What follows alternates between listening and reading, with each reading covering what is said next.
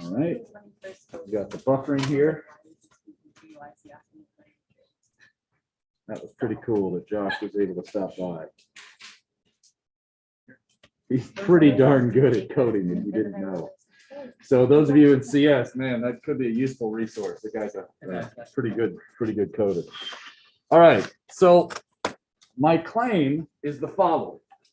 All right, I'm going to make a claim or an assertion or whatever you want to call it.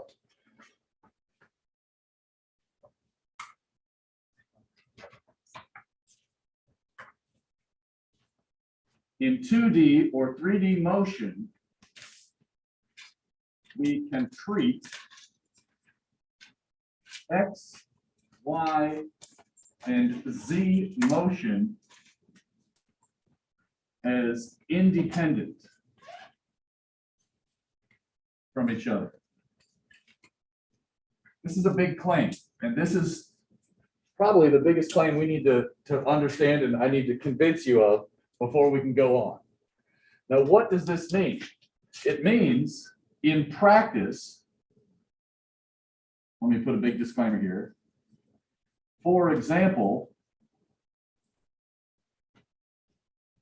if acceleration vector equals a constant, I should be able to do delta x equals the initial x times time plus 1/2 a sub x t squared, and simultaneously solve this equation separately.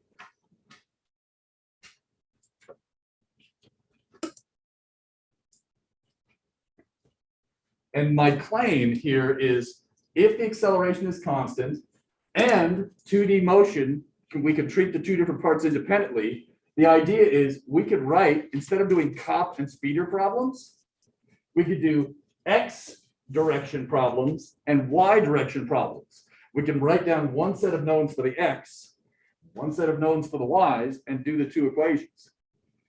And then just like the cop and the speeder problem 2.36, notice in this problem, these are going to share same t, right? And just as a simple example, take a look at this marker, right? When I throw this marker, my claim is it's traveling in the X direction for the same amount of time that it was traveling in the Y direction, right? So that's why I'm saying they share the same time variable. And my claim is I should be able to analyze the motion as two separate sets of equations that are completely independent of each other, meaning these are independent from those. All right. Now, in order to prove that, I've got a couple of demonstrations here. Let's see if I screw this up or not. All right. Any questions about that assertion? You've probably seen this in your high school physics class or something. Oops, wrong way. All right. So right here, Jules, am I still on Zoom or am I off? Yeah. Okay, thanks.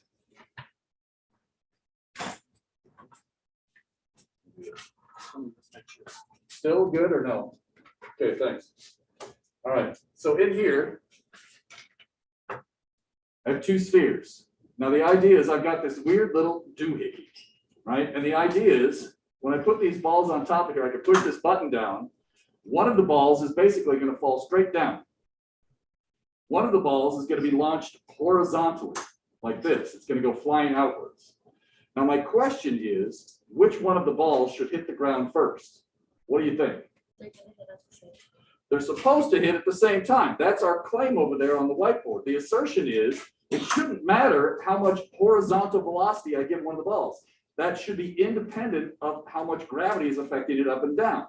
So in this case, right, basically what I'm saying is, I don't, oh geez, come on now. Let me get this a little.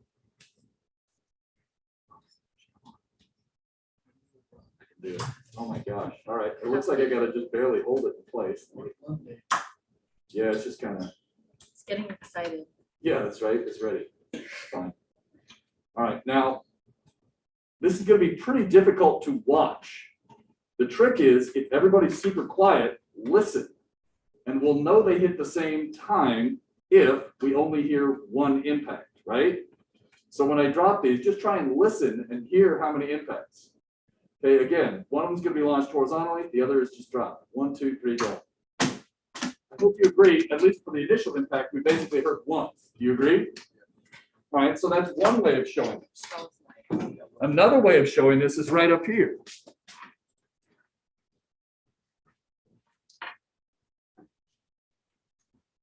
And then, so you two may want to kind of move right here. Left or right? Just maybe scoot, you're like right in the middle. Either way, just scoot way over. Or if you want to just like come up to the front and see it, yeah, that's cool too. Yeah. All right, that's pretty good. That's pretty good. Yeah, you're good. All right. So now in this case, here's another example. And if you want to look at your workbook, what page were we on? 72? Yeah, go to 71. Take a look at page 71. Look at questions 4.1, 4.2, and 4.3. And then I'm going to show you the example here. Hopefully you can see this on Zoom a little bit. All right, so what's going on here? Right here, this little doohickey right here is a photo gate. The idea is this little piece of paper is going to slide right in between there. And when it does that, I got to turn it on. Where's the on button? There it is. Hopefully we're good. Okay, it's flashing. Now I'll just show you what should happen. I'm going to slide this really slowly. And the idea is when I get it right in here, right about now, it's going to break the beam. You agree the ball falls, shoots straight up in the air, right? Okay, so now we're going to do these 3 questions at once. I want you to predict what should happen if I push this cart. It's going to come sliding down this way, and then the ball is going to shoot up. Where will the ball land? Will it land in front of the cart, behind the cart, or back in the cart? Similarly, what if I add in a hanging mass? And finally, what's going to happen if I angle it? Discuss with your neighbors. On Zoom, you can think about it. So think about those questions, 4.1, 4.2, and 4.3. The velocity, I think that's gonna like push it this way, while it's also going straight up, so it's gonna like. Is it like back the car in front of the car? Yeah. I'm thinking outside. Are we assuming that friction is everything? Yeah, we're ignoring air resistance and friction, which it is for the most part approximately true. Yes, I think so. You probably told it about that.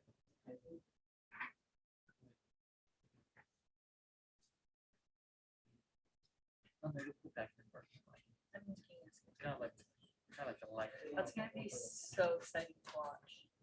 Have you ever seen like simulation where it's like a train moving and they shoot like a beam of light like straight up and then just like bounces back to like where it was shot from? No, but that's probably the same idea. Yeah, that's what I was thinking. You'll probably do like something. What was he saying about the angle? It's on that page. Try and discuss all 3 questions, okay? I see. So when it's angled. Well, in this case, it actually has. Yeah. Yeah, going down, it's gonna go this way. I'm thinking that one. I feel like it's still in the car, yeah. We'll see. What do you think? I think ball, if it goes down. Yeah, I can see that. Like it, like the ball's gonna go in front of it. I can see that. The speed, because of gravity excellence, so it's gonna make it faster. Yeah, I can see that. Interesting.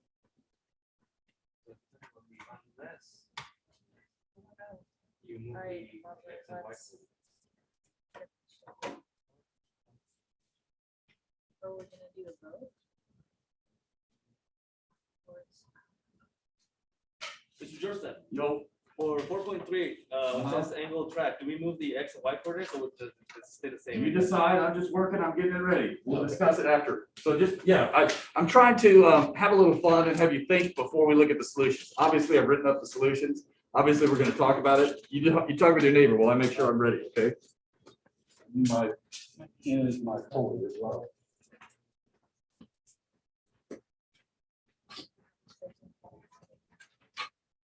Yeah, I'm like questioning. I'm not. If the does the ball have like velocity in the X direction when it's like I'm saying yes from momentum, but we are not there yet. That's like chapter. whatever. Also, when I second guess myself, I'm always wrong. So Those are slow. yeah, So you're in a train, right? The train probably like 100 bucks or something. And then you walk Like, like when it's 35 miles per hour Yeah. inside the train.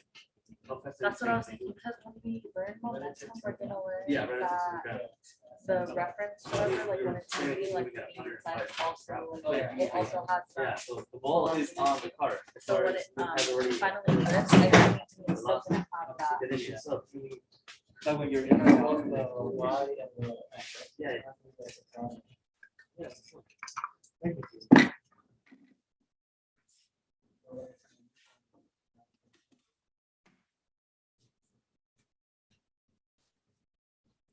All right, we'll take the vote in just a second, just having them all three ready at the same time here.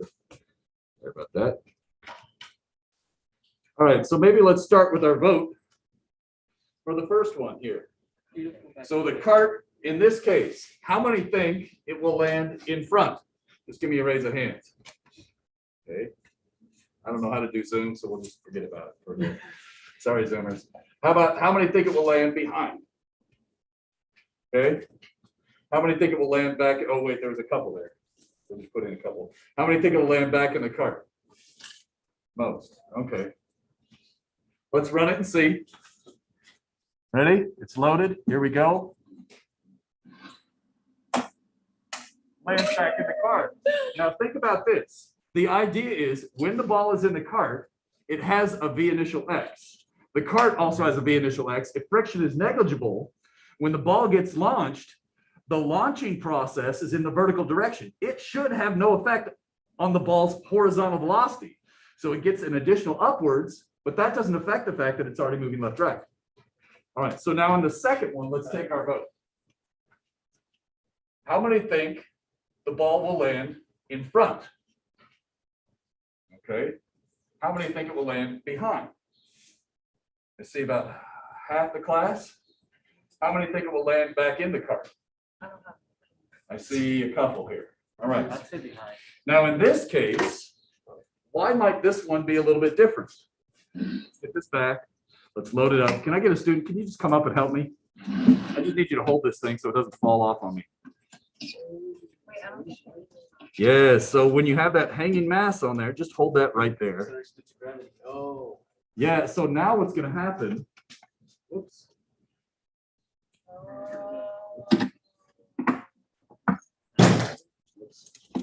Come on now. All right. Put this here. Give me a second. Sorry. I think Angus forgot this one, but you know what? Angus has saved my butt so many times. Oh, can you let it come this way just a little bit, a little bit more. Okay, stop right there. Now we're going to use a hanging mass. The idea here in this case, let's make sure the ball's in there. Okay, yes, exactly. This hanging mass is going to cause the cart to accelerate. So before it was moving at roughly constant speed. Now they're both going to have an initial velocity in the X, but the cart should gain velocity, but the ball after it's launched won't. Let's go ahead and run it. Go for it. Yeah. It works. There's an error margin. Let's put on a larger mass so it accelerates a little faster here. That was Right? That was awesome. So remember that. Okay, so pull this back, then push it in with the marker. Huh? Let's use a much larger mass. It should, but what he was saying, that's Yeah. excellent. Yeah. So keep in mind here in this experiment. Okay, pull it back a little more. Whatever I do. Okay. Hold on a sec. So the idea here is there is a little bit of error in the shooting mechanism. That's why the catcher is so large. Let's try this again with a larger hanging mass. Go for it. Running out of track. All right, let's do this. Oh, there you go. One more try. There you got it. Now I'm going to use the craziest mass here. Okay, all the way back. All the way back. Back. Hopefully, I know it's probably good. All right, you ready? Let's give it another shot. All right. Yeah, let's give him a round of applause here. I think we can do it. Good. I'm gonna pop that. Oh. Yeah, I like right. that look again. I'm still gonna try one more time. Sorry. That time it didn't trigger. Not trying to waste your time, but I think this is kind of fun. Okay, you got it all the way back there? Okay. Okay, let's try it again. Go. It's not triggering. All right. Well, all right. So let's give up on that one. Yeah, I think, yeah, let's give it an applause. All right, very good. Now let's go to the last one. Sometimes demos don't work and you got to move on. If it's an angled track, this is the fun one, right? How many think the ball will land in front? Okay, 4. How many think it will land behind? Couple. How many think it will land back in? That's 5, 6. Abstentions, a bunch. All right, that's cool. Let's take a look. In this case, hopefully it actually triggers this time. Wouldn't both the ball and the car be accelerating? Yes. So let's do this. Here, you come up this time. I need to catch it so it doesn't smack everything. Let's hope it actually works. Man, I'll have to remember to find. If anybody sees a steel ball laying over there, let me know. I thought we got it. Did we? It's cool. I've got one. All right. He has. All right. So I need you to start this one. And we're going to do this. Here, you hold the cart. Just pick it up. And I think we're running out of track, so I'm going to scoot this way up here so we have some room. Okay, hold on. All right. So now, hopefully it's still, Jules, is it still kind of showing up on Zoom? I forget. All right. All right. Okay, go for it. Lands back in the cart. Here's the deal. Okay, grab your seat. Let's give him a round of applause. Here's the deal. In this case, we can view this as having a rotated coordinate system in the X and Y direction. Now, I know that green is not showing up well. Let me switch colors here. But the idea here is, I know the acceleration is straight down. Well, in this case, if I view this as having these rotated coordinate systems, there's a component of gravity along the perpendicular to the plane direction, and another component parallel to the plane. In this case, when the ball is launched, right, the ball still has both components of gravity, right? It's got the full gravitational force acting on it. The cart only has the horizontal force. But we know that the component perpendicular to the plane should not affect the component down the hill. So both the ball and the cart have the same acceleration component down the hill. What do you think about that? Isn't that wild? So why are we doing this? Let's just remind ourselves. The whole point of this was to prove this assertion to you, or at least make you feel a little more comfortable with it. I don't care if you rotate your coordinates or not, right? The claim here is that if you have a coordinate system, you can split things up into X and Y components, and the X components should not affect the Y components and vice versa. That's what this exercise was all about. So far, so good? Are you feeling, thumbs up, thumbs down if you're feeling good on that? All right, cool. Now, in this case, maybe I'll mention it like this. Let's do, I'm going to erase for a second.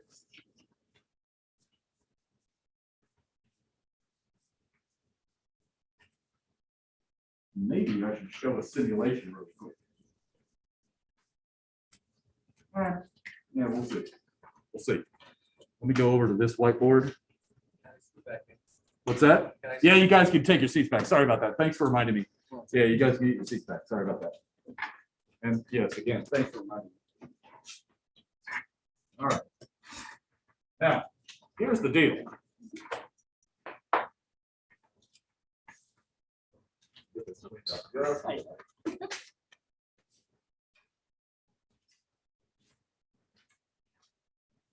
don't know why that accelerating one didn't trigger. Figure that out. Usually it works.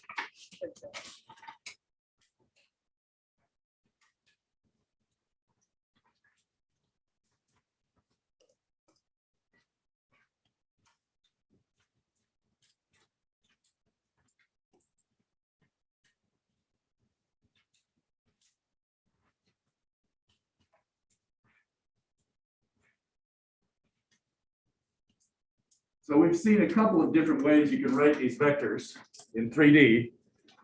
And I just want to talk about this and what this means. In 3D, we often use the symbol R. And so this is position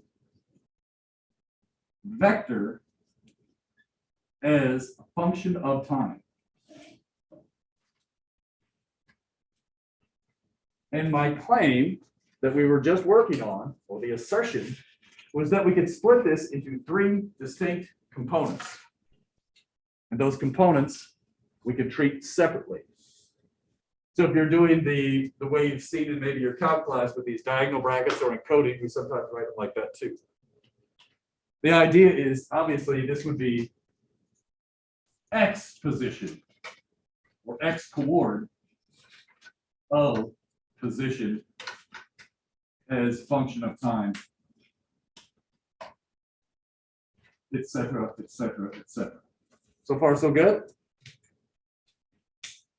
And my claim was basically we could write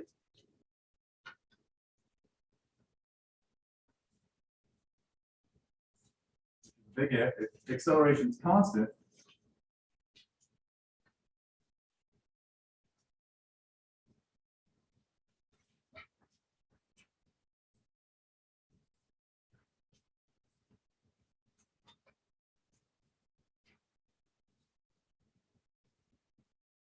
oh, I only need one T, right? The idea is before, when we were doing these problems, we had 5 variables that we would discuss in each word problem if acceleration was constant. And we would fill in what's delta x, the initial x here, etc. Now, we basically, if we're using the delta x formulation of these, right, as opposed to x final x initial formulation, we expect 9, right? 1, 2, 3, 4, 5, but they have the same t, so I only get 4 over here. And if we were doing the z direction, you can imagine we could do delta z, etc., etc., all the way down, right? All right, so far so good. And obviously, the reason people do the cop and the speeder problem so much is you could think of the x coordinate in a lot of problems as the speeder, and the y coordinate as the cop. All right, so that's why we worked on those 2-stage problems so much. Let me turn this off so the battery stays good. All right. All right. Any questions on this? What if acceleration was non-constant? Well, you could do calculus on the x coordinate only. Then you could do calculus on the y coordinate only. And then you could do calculus on the z coordinate only. In a lot of cases, what happens is acceleration will be constant in 2 of the coordinates and non-constant maybe in the 3rd. So you could do calculus on 1 and then use these equations for the other 2. Feeling good? Should we just call off class and say we're done with chapter 4? Feel free to leave. I smiled so Feel hard. free to leave if you want, but we probably should do some examples, I think, right? Yes. Okay, let's start with the classic example. Okay, so for example, throwing the marker, right? It makes sense to start with some projectile problems to understand how these work. So there's some special situations. This is in general, this is always true in general up here. If constant acceleration, this is true. And now I want to introduce to you projectile problems, in particular what I call standard. So let's flip the page and look at those. Standard projectile problems, the discussion starts on page 72. This is basically objects flying through the air near Earth. Okay, so give me a second to erase.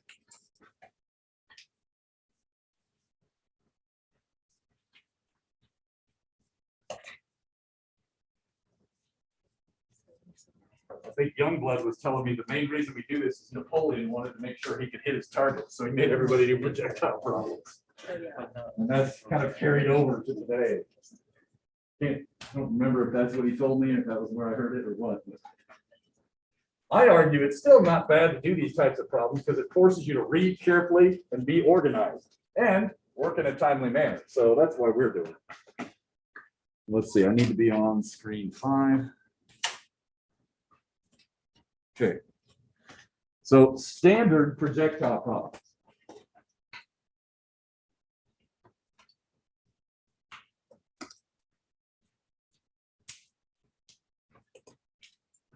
What do I mean by that? There's a couple key assumptions. One, we're going to ignore air resistance. We've talked about that before. Our models will be inaccurate, but hopefully with a factor of 10 or 2 of the real results. What's air resistance?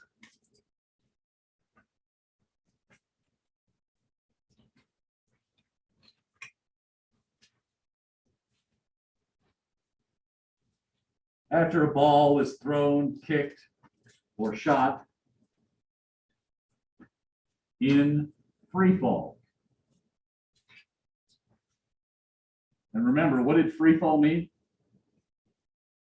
The only force acting on it is gravity. Correct.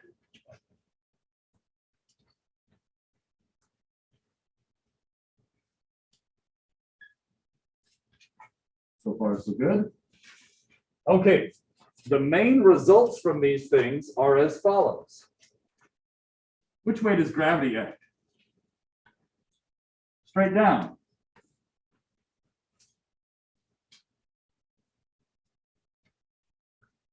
We usually, not always, but usually use a standard coordinate system, X and Y, right? Unless you have a good reason to not use a standard one, we should do it. If you're curious what reasons you might have, I can explain that later. A ball thrown downward. Sometimes you flip the coordinates. Okay. What is the magnitude of the acceleration? What is the magnitude? 9.8. What letter do we use for that? G. G. So the magnitude is 9.8 meters per second squared. The direction is opposite the coordinate system. What is AX and AY according to this coordinate system? How much are you accelerating left and right because of gravity? 0. 0. How much are you accelerating in the Y direction? Negative G is how I want to say it. But you're right, negative 9.8 meters per second squared. It's handy to use G because we have fewer units and it's just faster to work through problems eventually. That's probably the biggest result. And that's why I would say usually we view the X direction like the snail or the car that was moving with constant velocity. Right? Think about this. If AX is 0, VX equals constant, which says V initial X equals V final X. Is everybody okay with that comment? If there's no acceleration left, right, there's no change in the X velocity. You could have an X velocity. All right. Let's see what else I want to say here. Those are the biggest things. Usually, not always, but usually, you set X initial to 0. We do this because then delta X, which is equal to X final minus X initial, is just X final, and then usually we just change that to X. The idea here is if X initial is equal to 0, why not just say X final, delta X, X, all the same thing? Everybody okay with that? All right. Let's see. What else do I want to say? All right. Let's focus on this.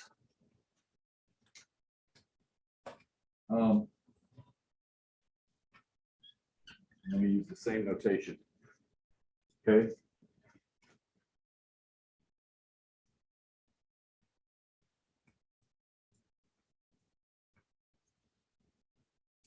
The initial is sometimes called the muzzle speed. Okay. If you're shooting a projectile out of a cannon, it would be coming out of the muzzle of a gun, right? So, or the barrel of the gun, whatever. We call that the muzzle speed sometimes. You may read that. You could also just call it the initial speed. Agreed? look carefully at the subscripts. In particular, I didn't put the X, I didn't put the Y.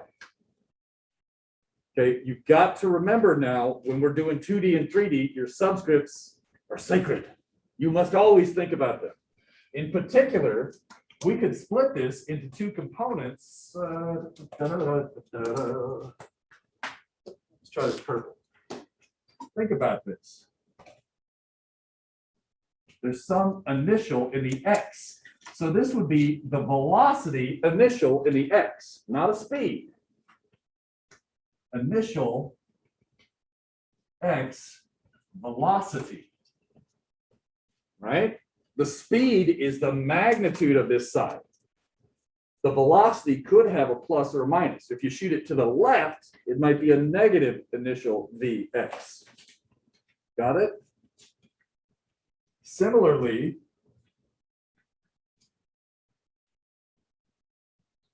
V initial Y is initial velocity vertical. And this one is oftentimes negative, right? So I'm trying to point out the distinction here. There's V initial, there's V initial X and V initial Y. The initial X and Y are the components. The initial is the speed, the magnitude of the entire vector. Is everybody clear on that? So when you're doing these problems, watch your subscripts like a hawk, okay?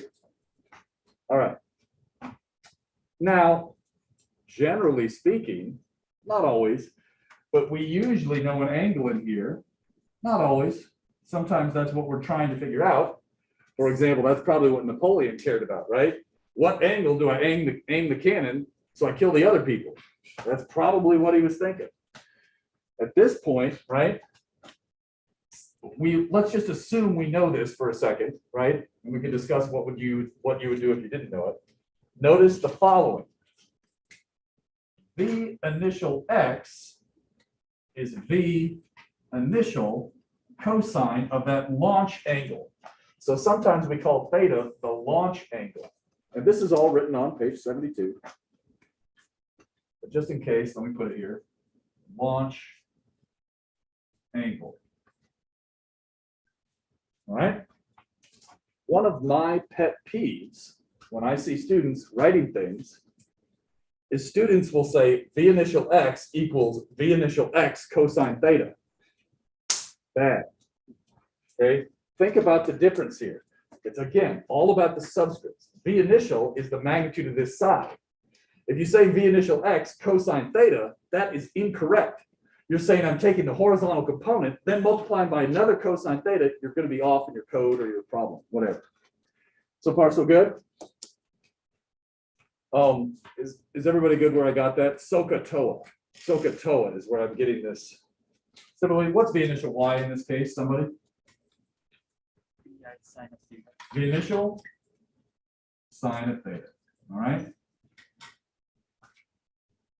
Now take a look here. What if theta is negative? If theta is negative, let's think about what happens to these things. If theta is negative, wouldn't it be angled downwards? Well, if theta is negative, what happens to cosine of a negative angle? Does it flip sign or not? It doesn't flip sign. In the fourth quadrant, right, cosine doesn't flip sign. If you put in a negative angle for sine theta, what happens to it? It flips sign. So this is going to work out whether you shoot it upwards or downwards, right? But then we have to think, make sure you're keeping track. Did you use a positive angle or a negative angle if you're shooting it up or down? So far, so good? And I mean, you could even use, like if you shot it down at 30 degrees, you could even use sine of 330. That would also work. But we've got to basically use our standard math conventions where this is 0, above it is positive, below it is negative, or all the way around is in the 300s.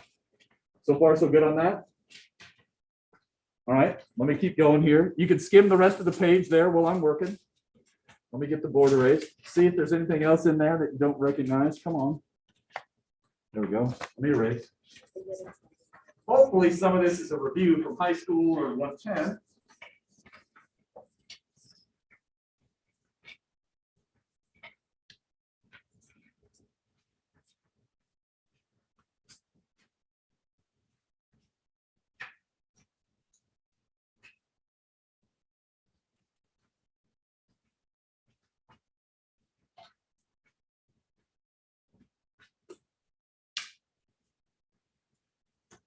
Okay.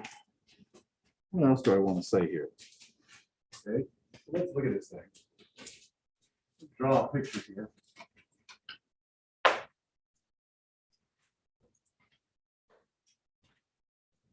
Imagine we're launching this thing off a building. Follows this shape. Maybe it's not perfect, but a common point that students get annoyed with is impact.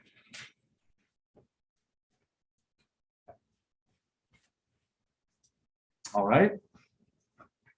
Typically what we do, if you recall, we're going to have an X and a Y location. Normally we set the 0 in the X direction where the ball was kicked or where it was launched or whatever.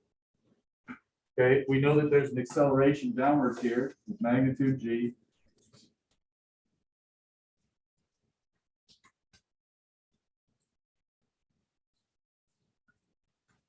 Okay. Out of this, we know that a sub x equals 0, a sub y equals negative g. We talked about v0 or v initial, the launch speed. We've talked about the launch angle. It turns out impact will also have an impact speed.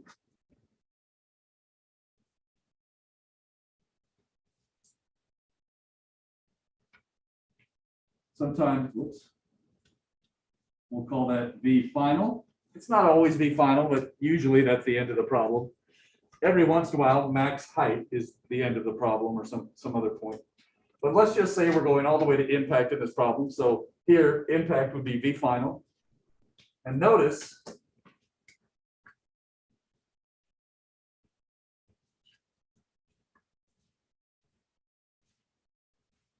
there's going to be a V final Y. Let me move that word impact, sorry. And a V final X. I'll get out of the way. Now, when it impacts, we're going to have another angle. And just from this problem, I hope you could see that there's a chance it might not be the same angle. Do you agree? Right? If you're launching something off the top of a building, usually it hits and it's a very steep angle when it hits the ground. So I'm going to use phi. Now, another pet peeve of mine, theta is not phi. Whether you like it or not, you need to learn how to write Greek letters. So to be clear, theta has a horizontal. Phi is a near vertical. Phi FIFO phi. So I know it seems silly, but I want you to be able to read your own notes a week from now. So it's important that you write theta correctly and phi correctly. All right, just get in that habit. Pay attention to subscripts. Pay attention to how you write these angles so we can clearly distinguish between the two. Right? What happens is students are writing and they're like, ah, whatever. And then you're like, well, is that a theta or a phi? I don't know. I'll just mark them wrong. I probably wouldn't, but I would want to. I would try to figure it out based off of the rest of your work. What does phi represent? The impact angle. So let's write that. Thank you. Sorry, I got excited there. That's the launch angle. We would call this the impact angle. It's the angle at which it impacts the ground. This begs the question, when does a physicist consider the ball as impacting the ground? Right? A lot of people have this trouble right here. I don't know if you can see this or not. I'm going to zoom out just a little bit. There we go. So imagine I take this marker and I drop it. What is the velocity at impact? Is it 0 or is it non-zero? What do you think? Non-zero. So this is a confusion, right? It's not very clear in my opinion. So that's why I'm going to clarify this. For a physicist, notice it's like 1 millimeter off the ground there, right? For a physicist, impact means instant just before impact. And that way, we're all communicating the same way. When I say impact, as a physicist, Usually what we mean is the instant just before, 1 nanosecond before it hits the ground. And so that way we don't have to say, well, wait, after it hits the ground, it's 0 or it's bouncing. Before it hits the ground, it's moving downwards. Well, okay, so to be clear, when I'm talking about impact, it's just before it hits the ground. Is that clear, that one up? Everybody cool on that? All right. Which one of these things is going to be bigger? In this picture, will V final X or V initial X be bigger? What do you think? I heard one vote for V final. Oh, yeah, big final. Why am I laughing? It's because it's not accelerating. Oh, Tell me what AX equals 0 means. It's not accelerating. V initial X equals V final X. Oh, that's sneaky physics. Does that make sense? Now, I may have drawn it poorly. That's, well, almost certainly true. But in this case, all right, just trying to label this well. The idea is supposed to be, if gravity's acting up and down, the whole point of all these stupid demonstrations was the following. We don't expect gravity in the y direction to affect anything in the x. So that means there's no acceleration. That means these two should be equal. What is the velocity at max height? Tell me. it's 0. It should be 0. No. No, it's constant. It's consistent. Okay, this is the most common conception. Velocity at max height is not, in general, 0. It is sometimes 0, right? In this case, do you agree this looks like max height to you, kind of ish? Yes. Which way is it moving? To the right. This way is still here. Oh, You agree?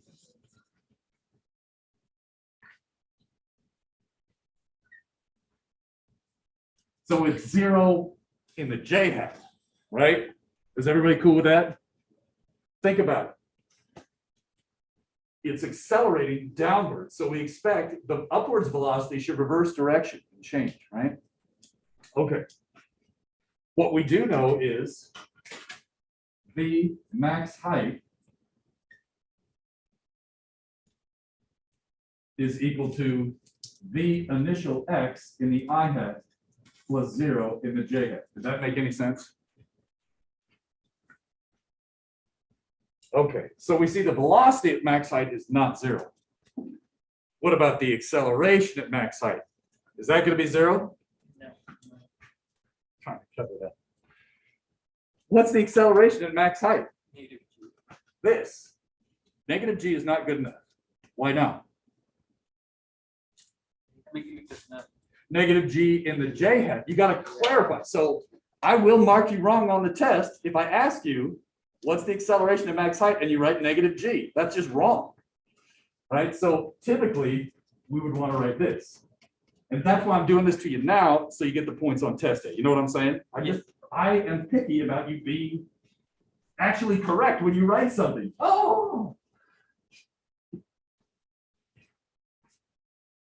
That is the acceleration at max height. Now, if you had said AY equals negative g, AX equals 0, I'm totally cool with that too. You know what I'm saying? But you don't want to say negative g. You're not specifying the direction. Yeah, I know I'm picky, but I'm just telling you, I'm probably going to ask you this question, both of these, either on midterm 1 and the final, or both. And we'll see who remembers to write this down. And remember that I'm going to ask that you write down a vector correctly. Go y down. What's that? What would your acceleration be? Ah. The y-axis down. So Dom is asking this. What if he chose a different coordinate system like this?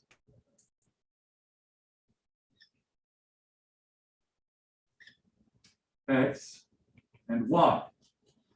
If you chose this coordinate system and you drew this coordinate system on your paper, if you had this coordinate system on your paper and you answered that question, what would you write? What is the acceleration? positive G in the J chapter. Absolutely. So there's an exception. Well, what about this? What if I chose this coordinate system? Aligned with the initial velocity. Then it would have an X, Y component. And we don't want to do that because it's too hard. But you could do it. And we will do it in chapter 6 when it makes sense to do it.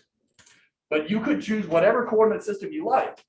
And what Dom is trying to point out here is the answers you write on your paper depend on the coordinate system you draw. If you don't draw a coordinate system, I have to assume the standard. But if you want to use a non-standard coordinate system, you better draw it. Got it? That's other comments. That was a good one. All right. Let's see if there's anything else. How about this? What is the name of this dotted line that I kind of am outlining here with my fingers? What is the name of this path? It has a special name. The trajectory. Trajectory. Okay. So this is called the trajectory here. That's the path that it takes throughout space. I'm going to erase the whiteboard here on this side. We're getting pretty good on this one here. Give me just a sec.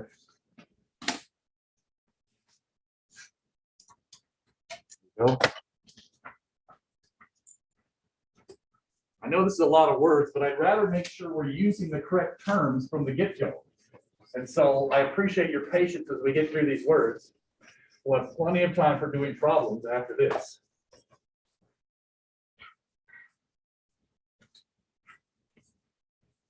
Okay.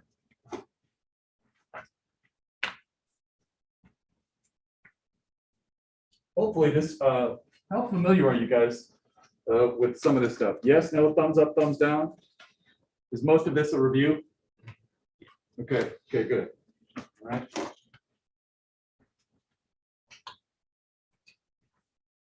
Now, I want to point out a subtle thing here.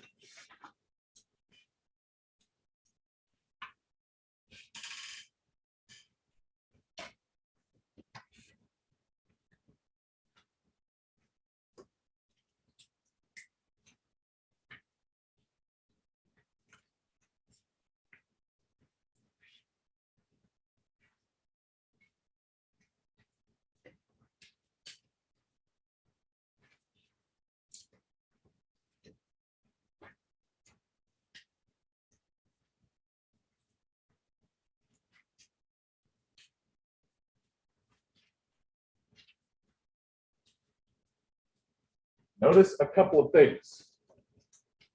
Usually, we're going to have the launch angle and get that involved right away. And if AX is 0, we get this equation, right? Because the AX term drops out. Is everybody okay with that? Just like the last 2 lectures. Maybe I'll write it. That goes to 0. Right? And notice over here, remember, AY was equal to negative G. V initial Y was V initial sine theta. Watch your subscripts. Don't double it up. Now, what type of curve is this? What type of, is it a line? Is it a cosine function? What is this shape in general? And upside down problem. It's a parabola, concave down. So this is parabolic in time. If you plot it, t on this axis and y on this axis, we might expect something that looks like this. Is this the trajectory? What do you think? No, this is not the trajectory. Think about the physical meaning of trajectory. Okay. Whoops. Whoops. Oh, come on. Man, Oh, is it because the graph isn't velocity versus time? look at this one. This one is talking about the location in space. This is y as a function of x. Oh, that is the trajectory. This equation right here is talking about the vertical coordinate only as a function of time. So basically, imagine my finger right here is just tracking the ball as it moves left, right. It would go up, then down. So this path right here is literally just showing the tracking of my finger, right? It's tracking the vertical coordinate only. Clearly, this relates to the trajectory. Look at this equation right here. Do you agree that t is almost the same thing as x? Remember, launch angle. How many different launch angles do we have?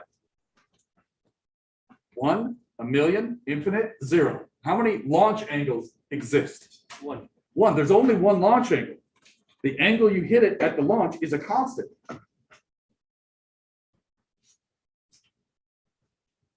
How many launch speeds do you have? 1, no, 2.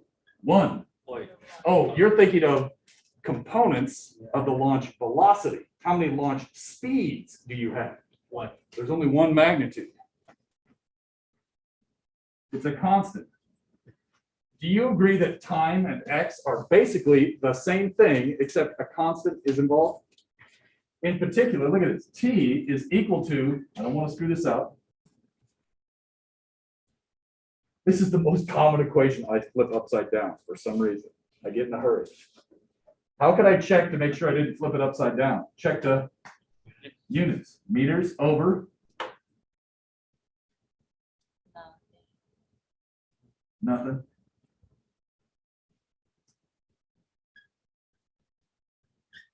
Time.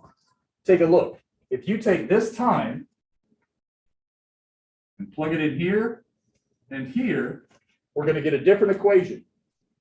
Now, to save you some time, I will just do that. I'm going to look at my notes so I don't screw it up.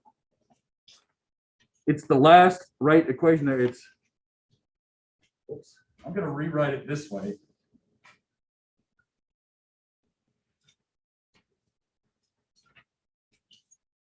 Oops. Making sure I get this right.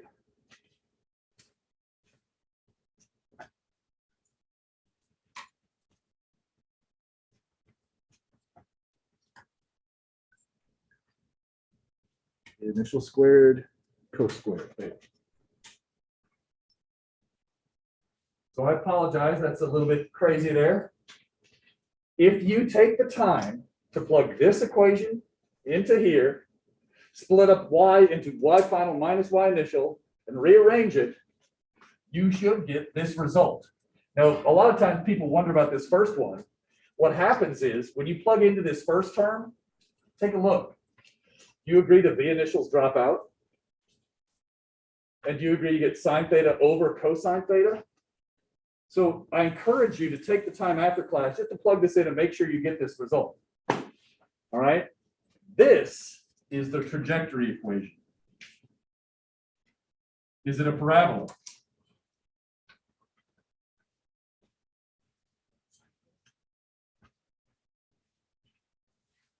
Let's check. What things in this equation are constants? Okay. The final height in the y direction, is that changing as this ball moves? Or basically the y coordinate, does that change? As the ball flies around, does that y coordinate change? Yes. Yes. So now maybe I saw some no's. You might be thinking of the very, very final impact location. But in general, we might choose a different spot in the flight. So basically for now, this is something that could change. So this is basically y coordinate changing in flight. Sorry if I didn't make that clear. What about y initial? Is that a constant or not?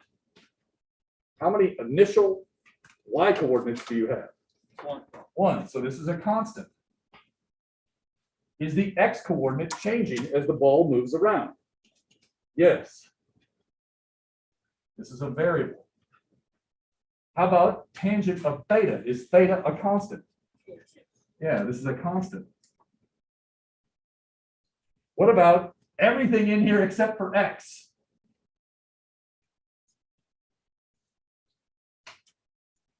G is a constant.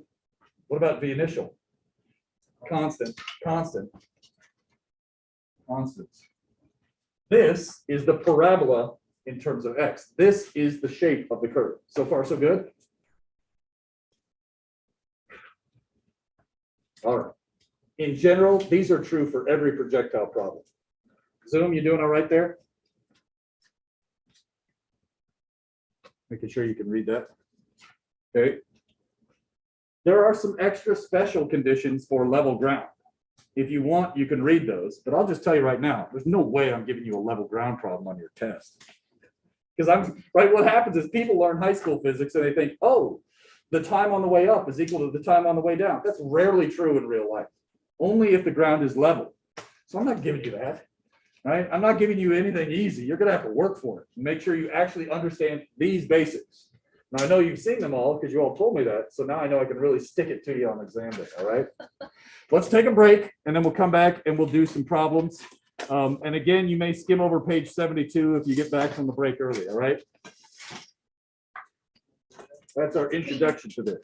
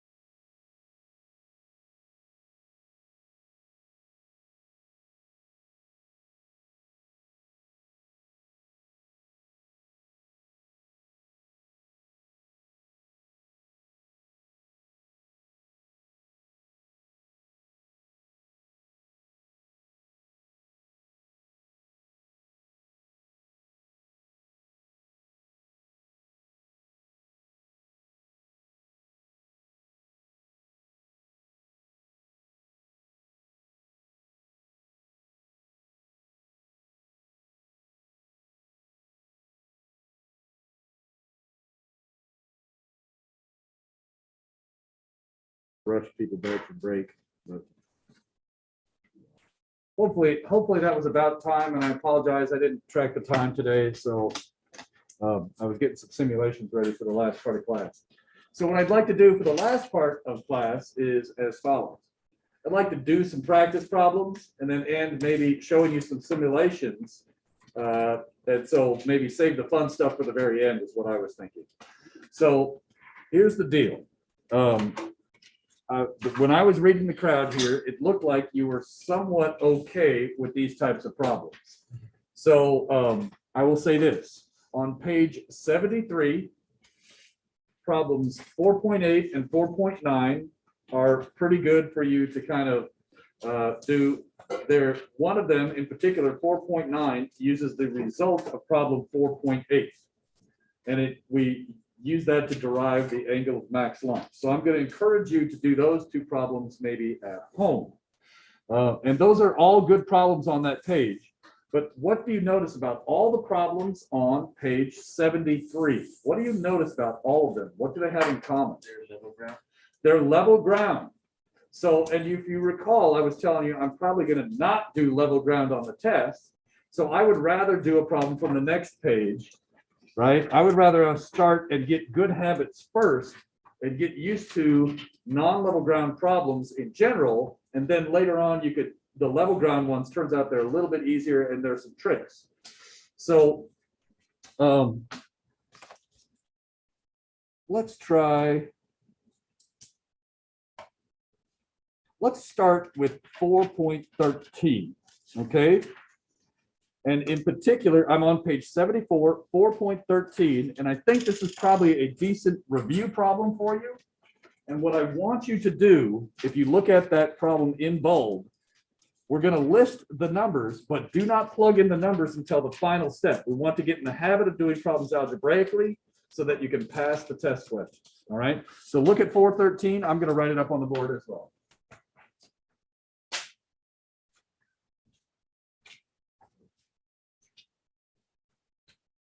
Get this stuff all here.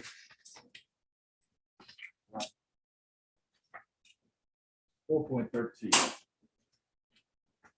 So here's a building. There's a ball. Okay, so we're told that this is 10 meters.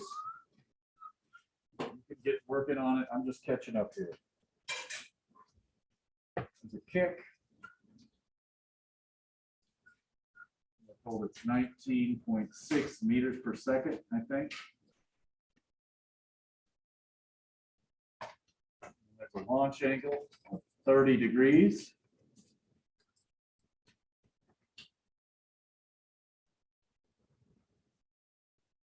Okay.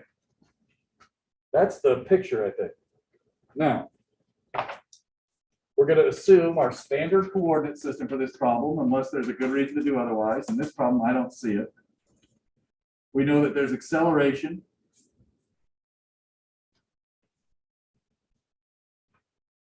We're assuming air resistance is negligible unless otherwise specified. Let's make our list of knowns and unknowns, all right? Try and make that with your neighbor there. And we're doing part A.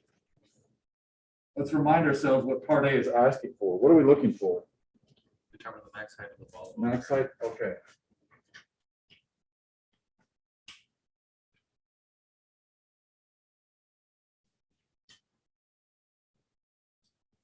We should probably get that in our picture. Right? This ball is going to come up here and reach some maximum height. So we're trying to get this.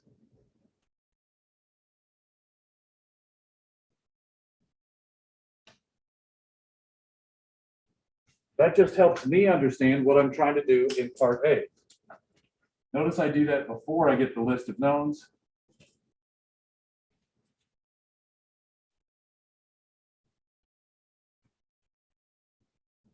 If you recall, we could use X and delta X interchangeably. I probably need a little bit more space, so I'm going to give myself a little more space.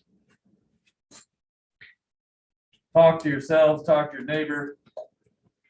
I'll get caught up. Okay, you've got the solutions. Talk as much as you want.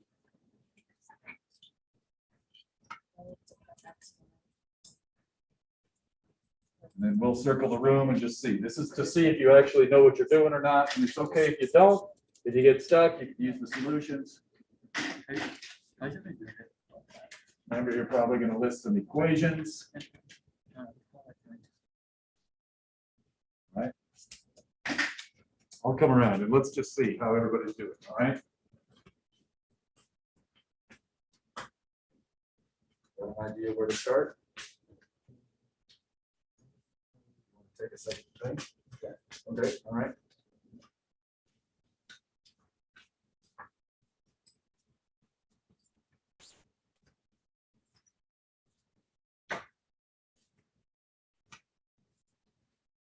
And again, resist the temptation to plug in the numbers right away. Try to solve the equations first. You can plug in the zeros, but don't plug in any other numbers, right? Then do your algebra. See if it works out.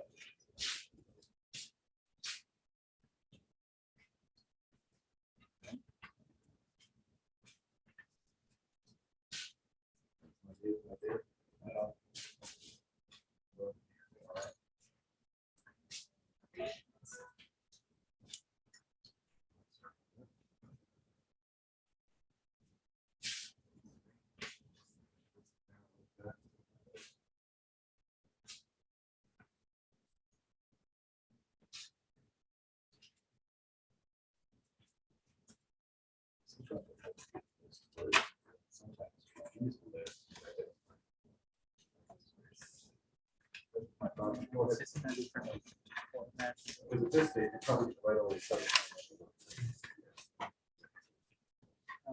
This is final velocity.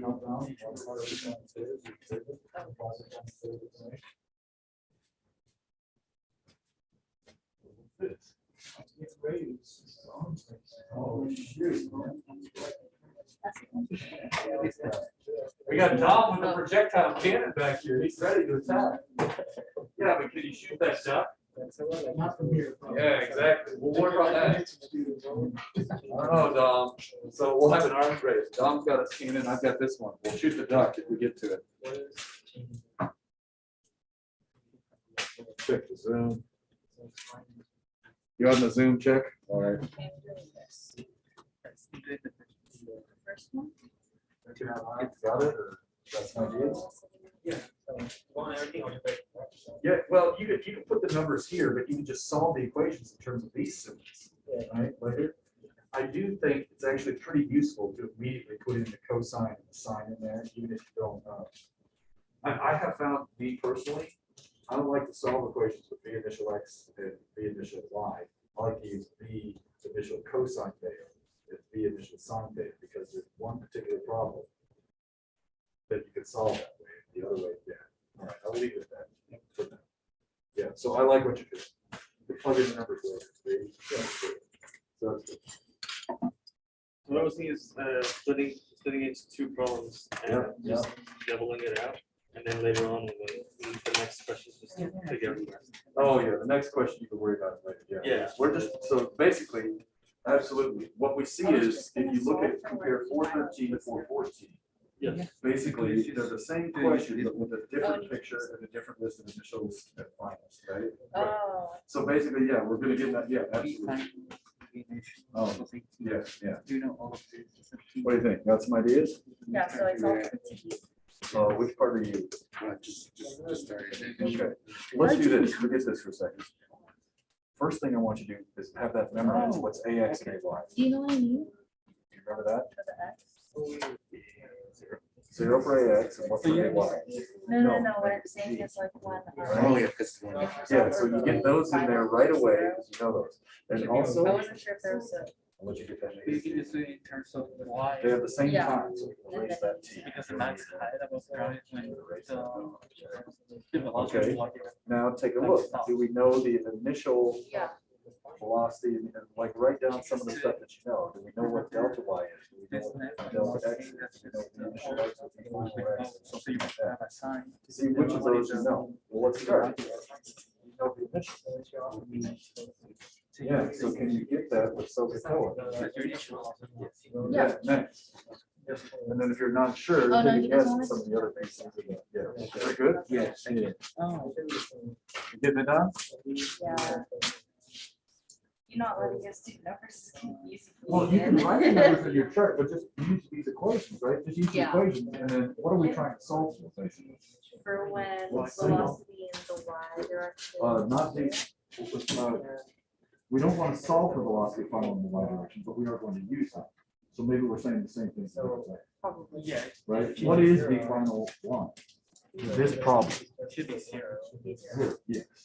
And so we're going to use that fact to figure out delta y, like you said, right? Because Oh. we're looking for max height. Doesn't max height relate to a y coordinate? Doesn't that relate to delta y? Yes. That's what we're looking for. So we'll- Yeah. Yeah. So, just making sure, there is no horizontal acceleration, right? That's right. That's our assumption, unless you were told otherwise. Over. And I will explain that part at the very end. Okay, making some headway? Right now. Yeah, gotcha. All right, so you're good then? You're back on track? Yeah. Yeah, so then basically the idea is when you write down your equation, basically you work around, solve for delta y before you plug in the numbers, right? So like here, if he's already plugging in the numbers, I would recommend against that. What happens is, if you get in that habit, it just takes longer to write and your hand gets more simple. Right? If you solve for the symbols, you don't have to write out 3/16 and units. So over time, you will see that there's a small time savings, and yeah, it's also better for one because then you can check the units and stuff before you Yeah. plug in anything. And if you're gonna code it, it's exactly like you prep work for a code. Oh. Right? Think about it. What you do is, right? You specify each variable. You're right. You're going to be specifying ball.pos.x or ball.pos. Yeah. And then you can just use Right? those. And then so you're thinking the same way as you code. And you probably don't, right? Now that you see it, you agree it's the same thing, Yeah, it's the same. which is why we do decoding, because it makes you think that way, hopefully. Yeah. I've got several codes here ready to run when we get towards the end, and you'll be able to see, oh yeah, that makes, and then, just trust me. Okay, Then every problem is identical as well. yeah. If you use the variables, every single problem looks exactly the same. It's just what's zero, what's not, and what you solve for. Yeah. But every problem, you're just like, you're used to the motions, as opposed to when you have numbers in there, you don't get used to the patterns of moving the stuff around. Uh-huh. What do you think? You got some ideas? Okay. Good. We say it's 10. Can I ask you a question real quick? No, yeah. This is the word. So you can say this and you don't have that, right? Hey, it's And then zero. what is the position? How much does it change? Well, the y. Nothing. So that's one you also know. We know this is 1926 cosine. Is that cool? So whenever AX is zero, these two are equal. Yeah, exactly. So you would have gone there. Wait a minute, all right? You get the answer, Jack? Okay, cool. Back in one time. What's that? It's like back in one time. Yeah. So if you want to go level up, what you can do is, may I? They're feeling pretty good on these. That's Try to get gone or this one. A lot of times these screws are right there.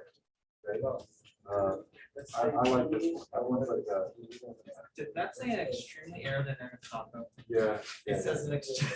Yeah. Man, you try writing 1,000 physics problems and see if you don't start doing weird crap. Putting zombies and gongs. Look at this guy. I hate that gong. Don't eat tacos. You know what else is funny too? So a lot of my former teams, like these two guys, It's so good. Cam and Dan, they were students. one Okay, year let when I me was see still what writing you're the book, so I had one of them throw a snowball together. But yeah. But anyways, Lacey and Jimbo are in there. You see that? Lacey and Jimbo? Yeah. And of course, Bowen Ventura. Yeah. Mr. Bowen Ventura, the guy that misspelled his name on his college application. He's the Harry Potter guy. Okay. All right. What do you think? Doing all right? Go ahead and keep So he turning the rules wants there. to solve first and What do you then. think? Okay, so Got some ideas or no? Organize any thoughts? This was almost correct. Oh, wait. Look, if AX is equal to 0. Let's do about these. Split it into 2 parts. You're And not basically level it out, that would AX be is easier. a change in velocity of X. saying the change in velocity of light is zero. So what must be true of traditional velocity? The same, the same. So literally, In this case, I don't know the X, that's what I'm looking. That's why you choose the origin. Right, okay, so the origin will be zero. Right? And, oh, no, I didn't know that. Time. We were looking at the. Yes. Did you just run there? Yes. And I don't know, and so the exact. So we find. And that's a long time.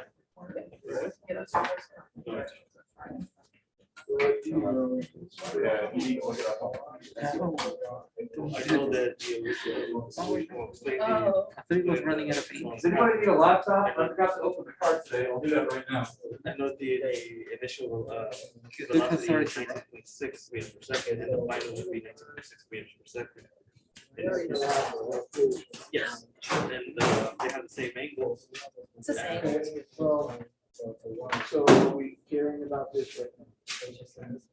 I don't. What you think? No. Is it next? Yes. Yes. Equation, this is extra thoughts. Okay. So what can you tell me about?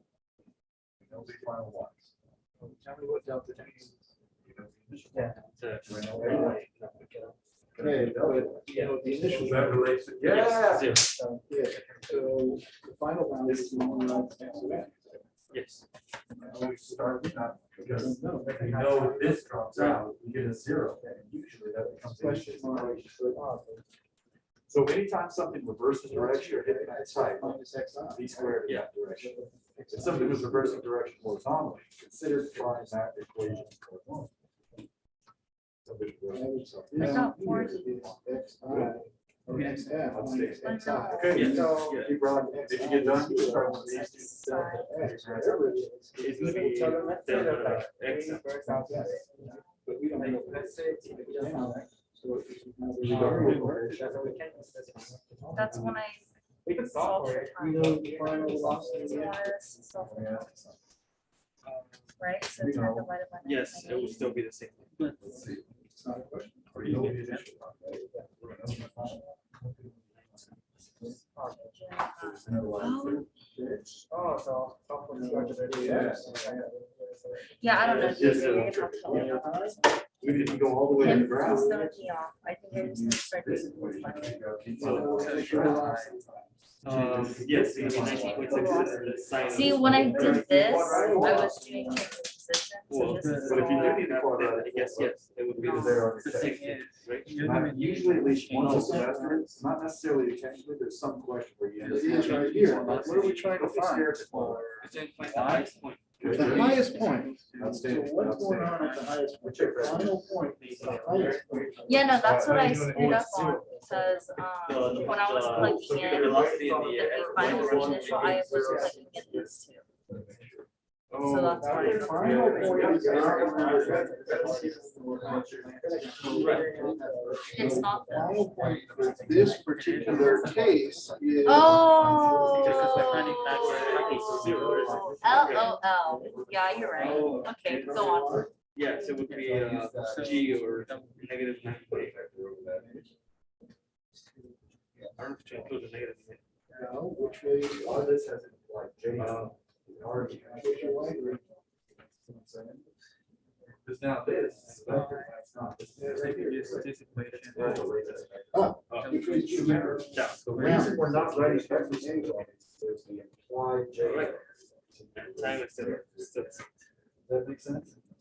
So now, They're trying to be. these are what's, no, this is for setting up the problem.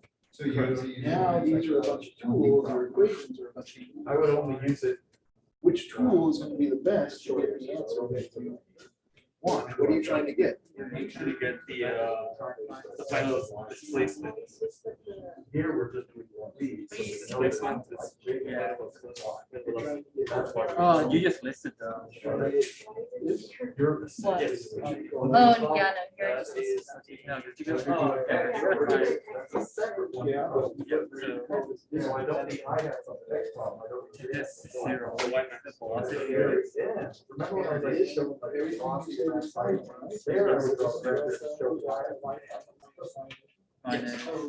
initial would be 0. Oh, okay, it's 10. So it'd be 10 minus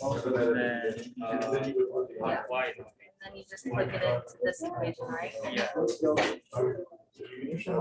all, you use my whole paper and you screwed me up again. So now I'm opening it, starting a new page before I freak out. No, finally. Seriously, if something does, it's in my other book. Because I keep it like this, and then I left that book on my bed.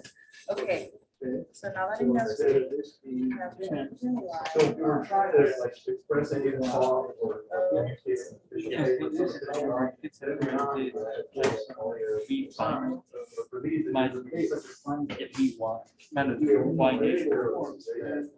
So you can use the rate Yeah. So then you plug So in change in Y. Yes, That's why we go later. What do we know? So we like lectures. Go back to this.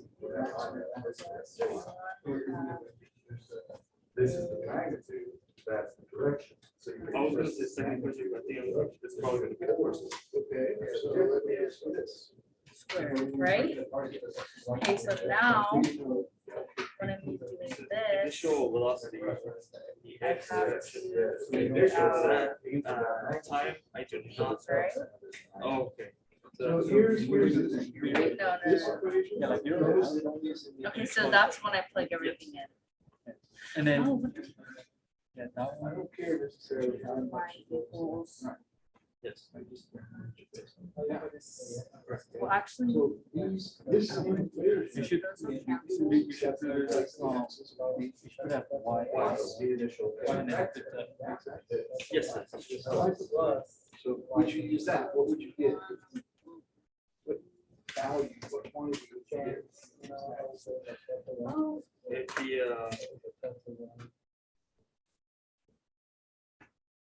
okay,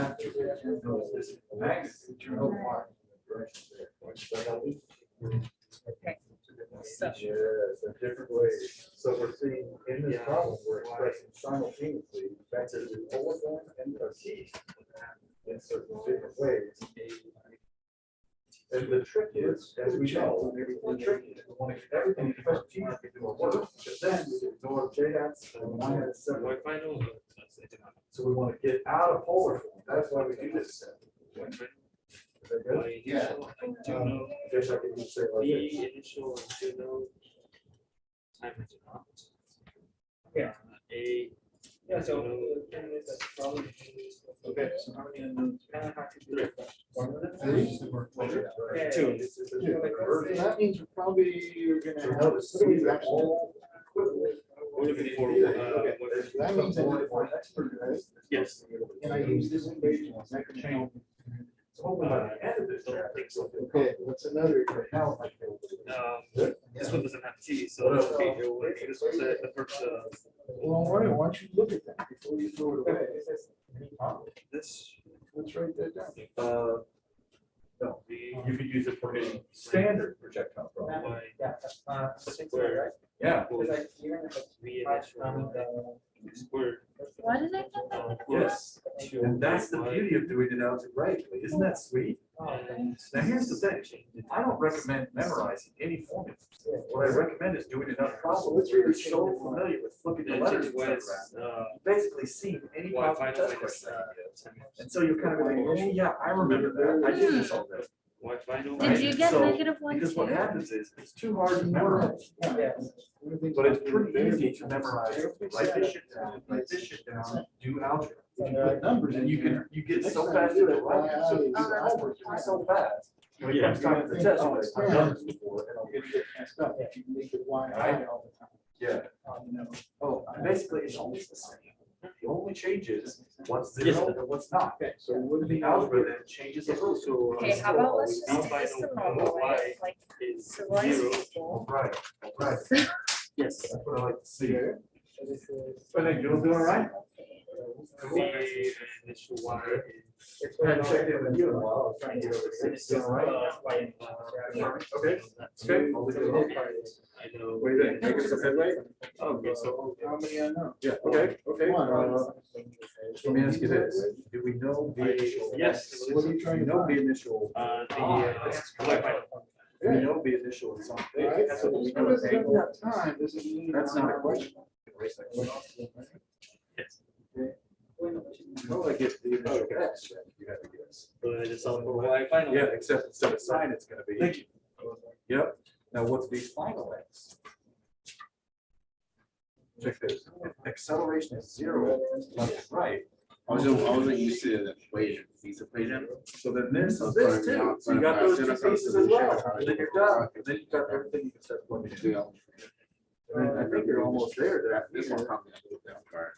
Just watch out. Usually I'm used to writing Y max minus So Y initial. asking about. So Somewhere? Yeah.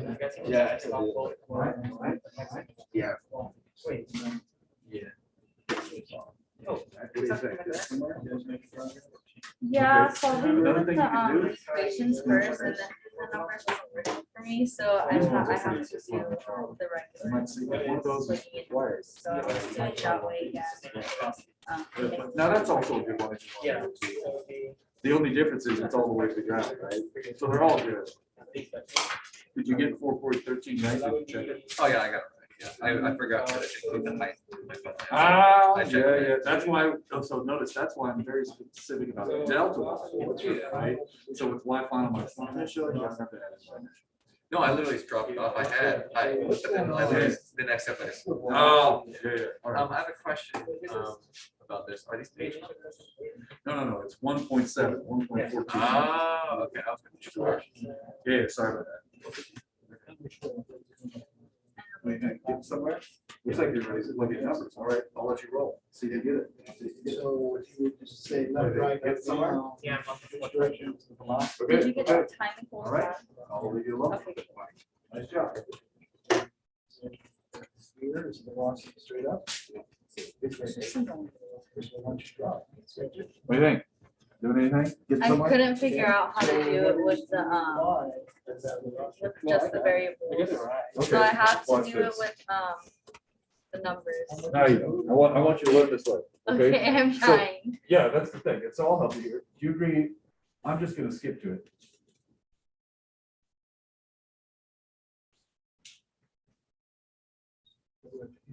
I just want you to see what I, because you might not know what I mean by that solved algebraically. Help me out here. What's delta x? Unknown? Delta y is unknown. What's this vector? How would you describe this vector? You agree this is some number? Describe that. Yes. And I'm gonna be lazy with sig figs. Uh-huh. Yeah, just write it as a vector. Show me how you write as a vector. How would you describe it?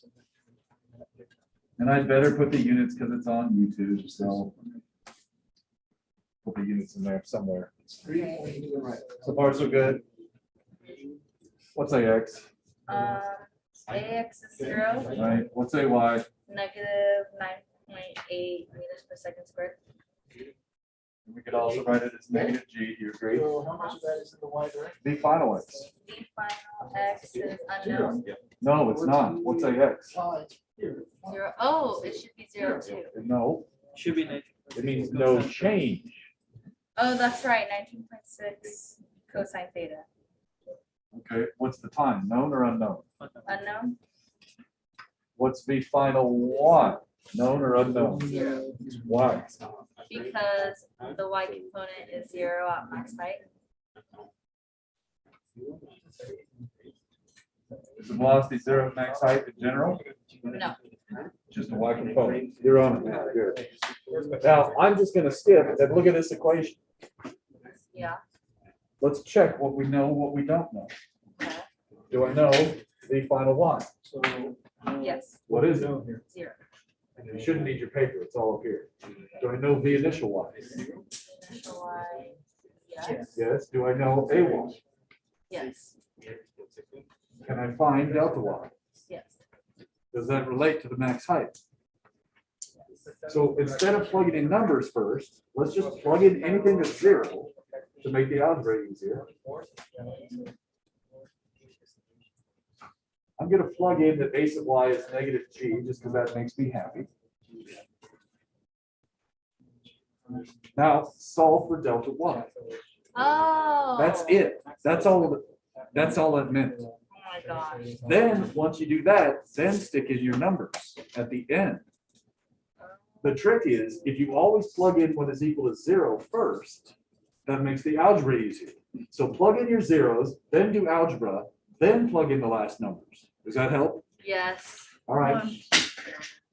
Get your life. So yeah, I guess this is for everybody if you want. We're kind of sketching out there. I was just right here answering the question, but did that make sense, or does anybody have questions on this one? That's part A. I'll go ahead and keep working here. When I move this to the other side, well, maybe I'll move this to the other side.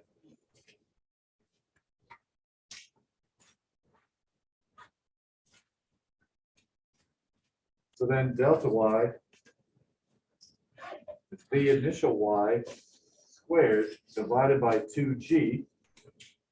Notice how important that minus sign is, right? Ay is not g. Ay is negative g. And because it's negative, when you move it over, aha, I'm going to get a positive for delta y. That's a good thing. It's going upwards towards max height. Right? So I could even do one extra line here and say this is the initial sine theta squared over 2g. But this is not what I asked for. Right? What were we actually looking for? Y final. So you could also say, look, this is y final minus y initial equals the initial squared sine squared. This is getting messy. I'm going to move over to another board. Let me check my Zoom camera.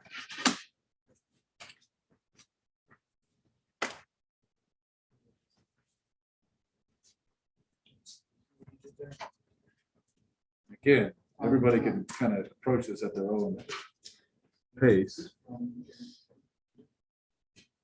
Just a little bit more space. Is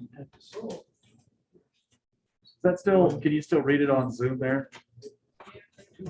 Okay, thanks.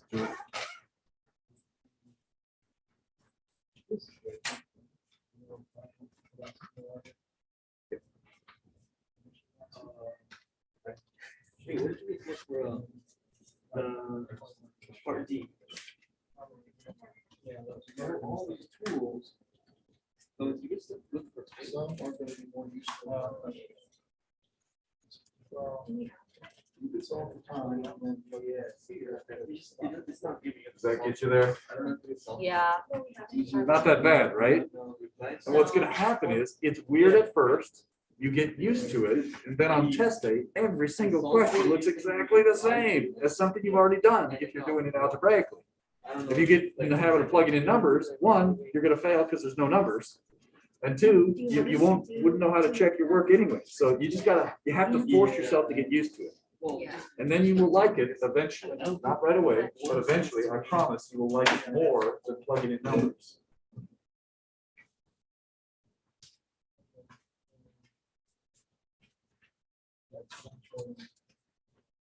All right. Okay. Got it? Yeah. Professor, Yep. so for next fall semester, are you going to be teaching 163? Yes, probably, almost certainly. Let's worry about next fall later. All right? I'm just curious. Yeah, I know.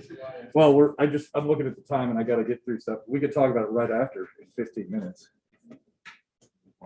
What do you think? Is this making any sense to anybody at all? Yes. I'm telling you right now, if you get used to the algebra, yes, it's slower at first, but eventually you will become so much faster, you will never want to plug in numbers again, except in code. All right? Or Excel or something like that.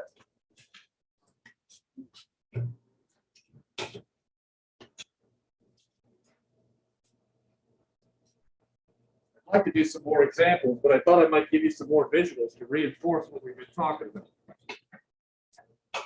So if you want to keep working on problems, that's cool, but I think it's worth it to at least show a couple of simulations because I happen to have a couple fired up here. All right.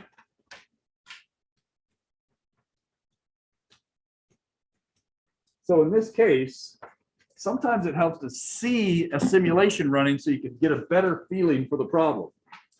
Give me a sec, zoom, just a second. Okay, hopefully you're seeing this on my screen, Zoom. You got that out there? Can you hear me? Yeah. All right, thanks. Okay, so I could launch this ball, right? Oh, let's turn off air resistance, hold on. All right, so in this case, I turned off air resistance. Let's launch this thing. Whoa, that's really going there. Let me slow this down a little bit. Okay, that looks pretty good. All right, so let's launch this thing like this. Okay, this is a standard projectile problem. It's not level ground, right? Its initial height is 6 meters. Notice if you wanted to, you could plug in numbers here.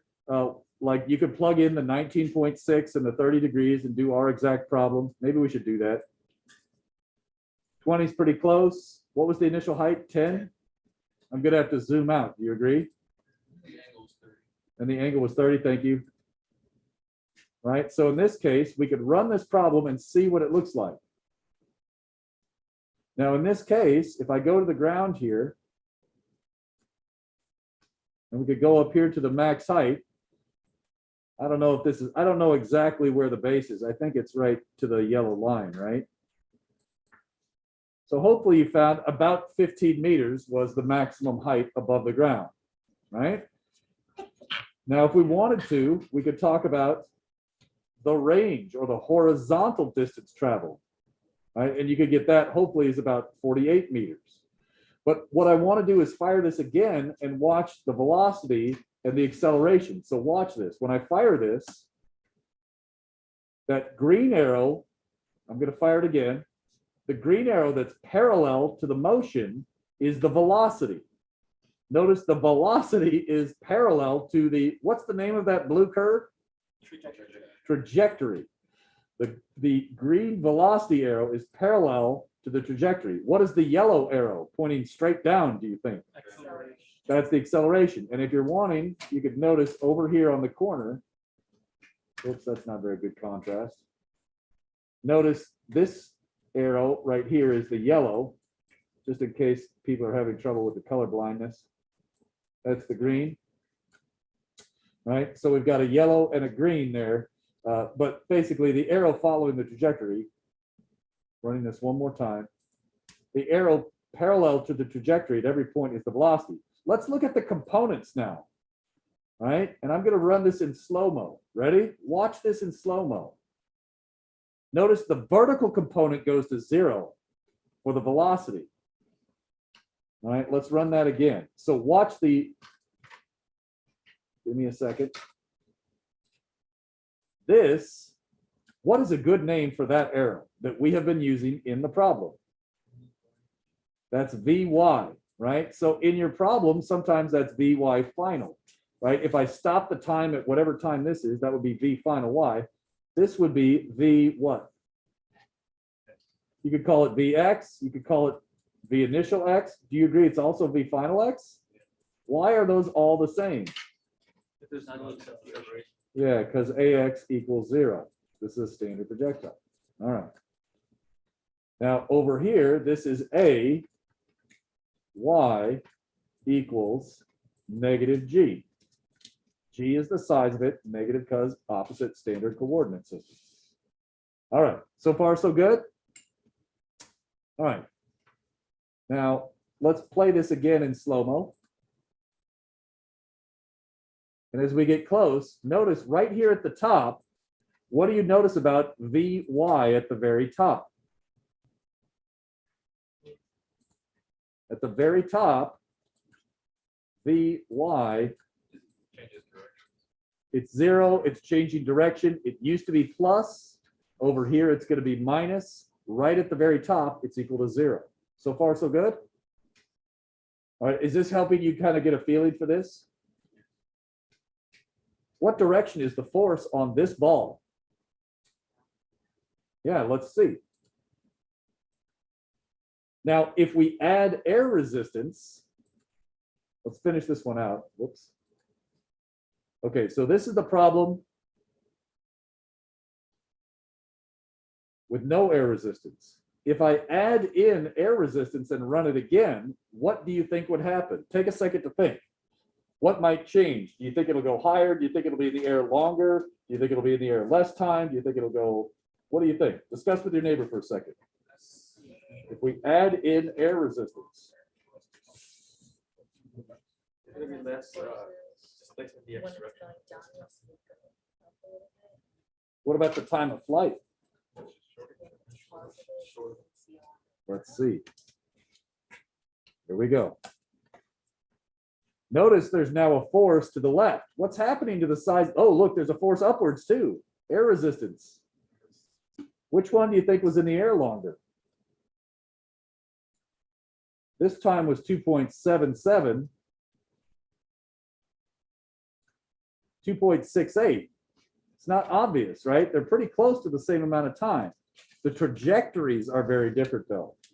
In some cases, if your air resistance is really huge, it can actually take longer to hit the ground. Think about a parachute, right? Hopefully it takes longer to hit the ground when you're wearing a parachute. So there's times, yeah, basically it's not obvious. Any questions on that? All right, let's take a look. Whoops, I want this one. Take a look at this problem now. Is this a standard projectile? What do you think? According to what we've been talking about all day, is this a standard projectile problem? No, standard projectile problems curve downwards towards the earth. Let's run this again. What do you think the arrows mean? And I'll run this one here. There's a blue arrow and there's a red arrow. Which one do you think represents velocity? Which one do you think represents acceleration? Velocity is positive, and Yes. Okay. And so if I could go in here, let's run this. Let's change this to, Is this like the particle going through space? yeah, let me do like 15 seconds here and run this again. So this would be, you could imagine a drone that's flying. We could be looking at a top view of a drone, right? And hopefully it'll stop here in just a second. Hopefully I timed it about right. No, I didn't. All right, sorry about that. Do this. Let's make this, how about just 5 seconds? All right, let's run this again. Sorry about that. Oh, am I not screen sharing? Crap! Damn it. Sorry, Zoomers. Okay, let me run this one more time so Zoom could see it. I apologize. The joys of Zoom and Room. Okay, here it is. We've got a blue arrow and a red arrow, and now you could actually see it on Zoom. My apologies. So notice the one that's parallel to the trajectory is the velocity vector. In this case, this is the acceleration. Notice the acceleration points in the direction of the concavity of the trajectory. In this problem, it's exactly the same as every problem we did today, except AX is non-zero. So there's an AX in the I hat plus an AY in the J hat, right? If we wanted to, it'd be nice if we could see this with components, right? Let's look at that. Here's the same problem. What did I have to do? 5 seconds? Is that what I used in the other one?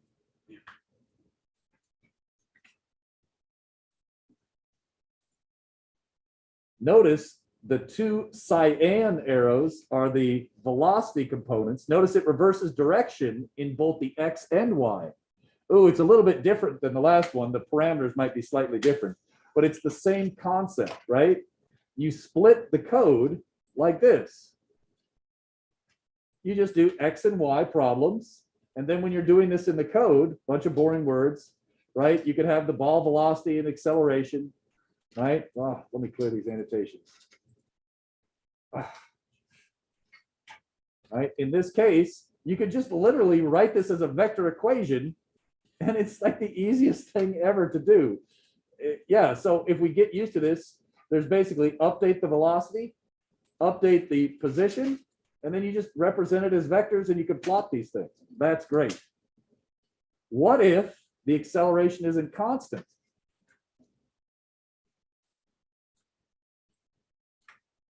In this case, how would this differ? It's exactly the same. There's one change, right? You basically come down here, there's still an initial quantity for the velocity and the acceleration.